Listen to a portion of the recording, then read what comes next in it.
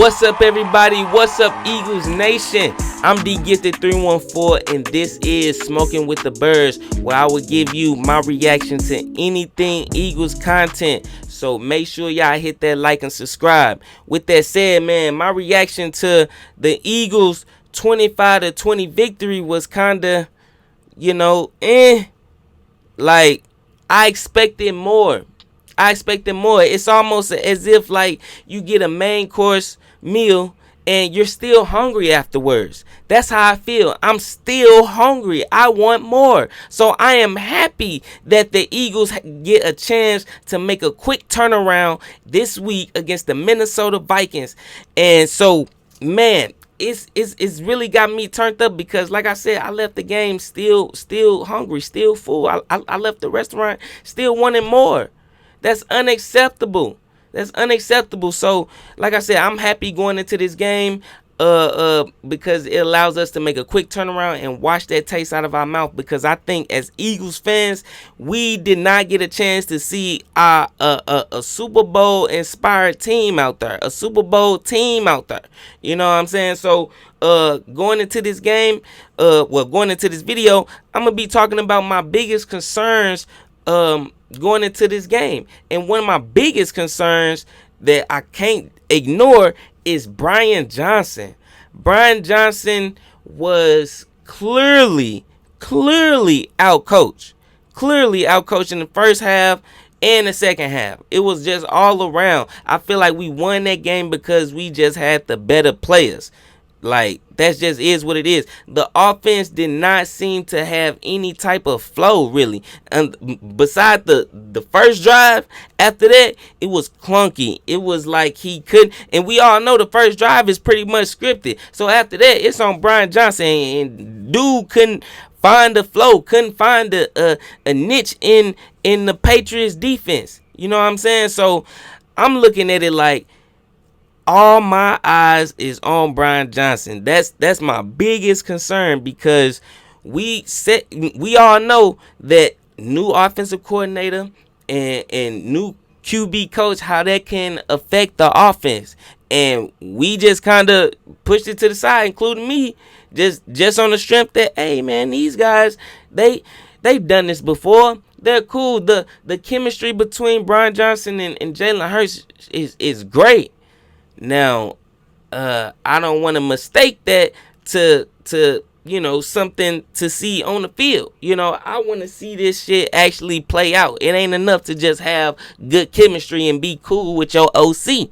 Can we get it done? Can y'all be creative? You know what I'm saying? Can y'all talk something out? You know what I'm saying? And so I'm going into this game hoping to see a much more better flow. There is no way we should be getting forced three and out 4 straight times. There is no way that should happen. Not with this team, not with these offensive players at all. So Brian Johnson, he got 2 more games, in my opinion, to make me into a believer, because I honestly believe the first 3 or 4 games in the season kind of tell you your floor and your ceiling. What kind of team are y'all? Are y'all a resilient team? Are y'all a team that can put up points? By the 4th game, you will know. So, with that said, Brian Johnson, my eyes are on you, but it ain't just on you. It's on the defense as well. That's another big concern. That's my second biggest concern going into this game, is the defense, because once that green dot got switched and we didn't know who was the main communicator, meaning when Nakobe Dean went out, I was seeing guys wide open. And it ain't to say that, it wasn't happening when Nakobe Dean was in the game. It was happening somewhere, but it just got dramatically worse. So one of my biggest concerns going into this game is the middle of the field in the defense, just in general, because not only do you got Nakobe Dean out, but you got James Bradbury out as well. So you got Josh Jobe in there, who the Eagles believe in a whole lot, but you just got a lot of different moving pieces. So you got moving pieces and you got a new communicator. I heard in the training camp that not the training camp, but I heard in this past practice that Reed Blankenship and Christian Ellis wore the green dot on their helmet. Okay, cool. Hopefully these guys can communicate. Christian Ellis talking about how he working on trying not to be as winded and communicating. Like, it's so much that goes into communicating in the defense that if he get hurried up, can he communicate the calls? Is he communicating the right calls? Is he making adjustments? You know what I'm saying? Like, the middle of this defense and just the defense in general is going to be a huge concern for me going into this game. And what makes it even more crazy is the simple fact that we might have a hard time putting up points again, because the guy that's running the defense for the Vikings runs basically the same defense that Bill Belichick runs, because he came from the same tree. So, our defense is just definitely going to have to be able to communicate and stop this team, because they can put up points. They can. And they know what's the weak spot on our team. They know and see the roster adjustments. I would attack our middle of the defense, especially how the fuck they played. So we already know that our middle of the defense is basically gonna be the target, and the tight ends gonna be eating. I'm really worried about this game. I'm really looking at it like we could possibly be getting killed all night, and that's just the truth, because it's a short week. We got a new green dot, and we already know the Eagles didn't invest a whole lot in valuable, great talent of linebackers. So this could be the game we get exposed. We escaped because we was the better team, and Jalen Hurts damn near gave them the game with the fumble. So, this could be the game we lose. We cannot sleep on the Vikings.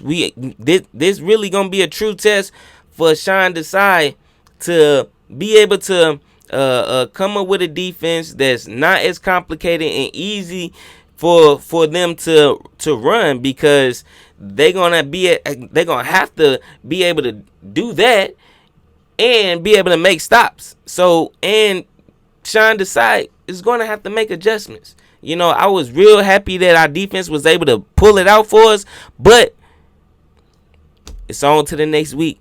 We making a quick turnaround just like that. So, I had a lot of concerns after this game. I know it can be like, I'm not grateful. I'm happy. I'm happy we won the game. Trust and believe. But as an Eagles fan that got a lot of expectations and bigger goals, that wasn't a championship team out there. I hope I don't ever see that offense again. I don't give a fuck who we playing. I don't want to see that. I don't want to see 4 straight 3-and-outs. We won by a toe tap. All that dude had to do was drag that damn foot. We could have been in for a opening loss. Y'all know Nick Sirianni 3-0 in his home opener. We would have been 2-1. So with that said, man, I got a lot of concerns. Y'all let me know, am I being too dramatic over this or what? Man, tell me, do y'all got any concerns going into this game? What y'all hoping to see? Let me know down in the comments, man. Until next time, deuces.